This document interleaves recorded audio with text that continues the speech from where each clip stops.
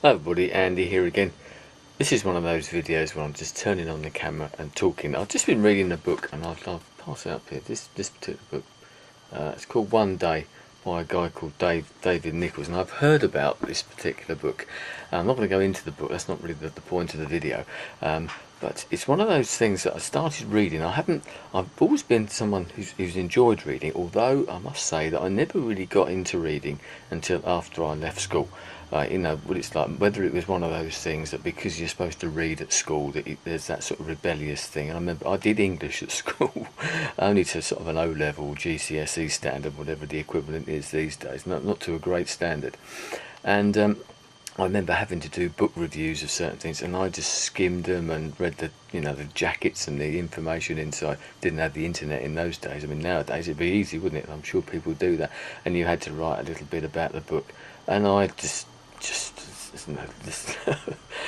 did it, and didn't worry about it at all. And it was only afterwards that I sort of started getting into sort of reading properly. Whether that was through other people's influence and that, I honestly don't know. But since then I've got sort of more and more into it, and I do really enjoy reading. But like everybody nowadays, probably, you just don't seem to get the time to do it. There's always something else, especially with the internet and everything that brings, and all that social networking, and life in general gets in the way, doesn't it? And recently, obviously, I've been busy doing other things, and I've been thinking about, well, should I start reading? Because I like to sort of sit down and read a book, not read it all at once, but to keep reading it. I don't want to sort of leave it sitting there for sort of 2 or 3 months like I know that some people do. And also I know other people, we all read in our own different ways. Some people have sort of 3 or 4 books on the go at the same time. I tend not to do that sort of thing. I tend to sort of concentrate on one, I suppose. But I like to sort of get on with it and sort of read it, as I said, read it at a reasonable sort of pace and within a reasonable sort of time scale. And I've not been able to do that, and picked that one up the other day. I started reading that, and this weekend I sort of blasted my way through it, partly because it is a very, very good book. As a comment on the back there, it's about a particular couple, and it's called One Day because it's about a particular day, the 15th of July, every single year for like getting on for 20 years, and it's about the events that those two people have, their lives, the events that happen on in their lives on that particular day throughout the decade, should we say. And as somebody pointed out, you really get to know the characters in it. But that's one of those things, is that you sort of lose yourself in it, and that's one of the questions I wanted to ask, I suppose, in some ways, is this how other people do. Is reading such a big thing nowadays? I know that people say that you can use the iPad or all these other devices that are coming out now, and they're good for reading. For me, I just don't see how something as sort of tactile as this, there's something about the feel of a book, there's something about even the sort of the smell of a book, I suppose, and but that sort of tactile thing, I don't really see reading it on a computer screen or an iPod or an iPad or whatever, one of these e-readers or something. I could be wrong. I may be changed with that in time. I see the benefits, obviously, of an iPad type device where you can store hundreds of books rather than have to carry loads of them around. But the other point I wanted to make, really, making this very long-winded, I know, but that's the nature of turning on the camera and talking, is that I was talking to my wife, and she was talking to an aunt of hers today as well, and they only seem to read at certain times. And I'm a bit like that, although I do tend to read throughout the year, as I said.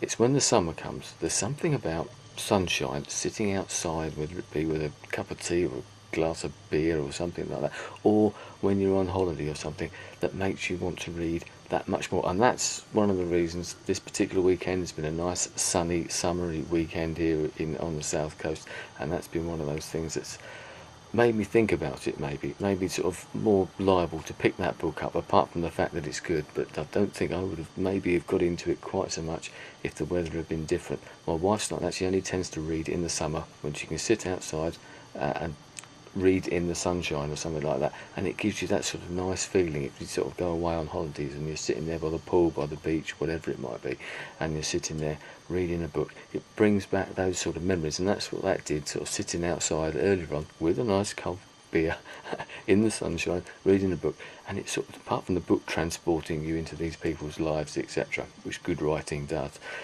it also transported me to thinking, this is great, a nice life, sunshine, memories of holidays, that type of thing.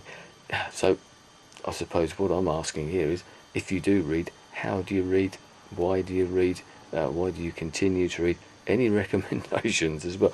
I can thoroughly recommend this particular book, One Day by David Nicholls, and it's set in Britain, I suppose. So if you're British, you'll really get into it. Some great comments and some great quotes and anecdotes and things like that in there as well. But a very, very readable book. So there you go. So any thoughts about that particular thing, and about reading generally, the way that you read, why you read, and whether it sort of transports you, whether it makes you think about other situations, not necessarily just the book, but situations, and whether you read better in certain situations than you do in others. Maybe it's on the train or something like that, or on a bus or whatever it might be, an aeroplane or whatever. Certain situations that you read, in others that you don't. Anyway, I'm going to leave it there. Thanks for your time. I'll speak to you again soon. Bye.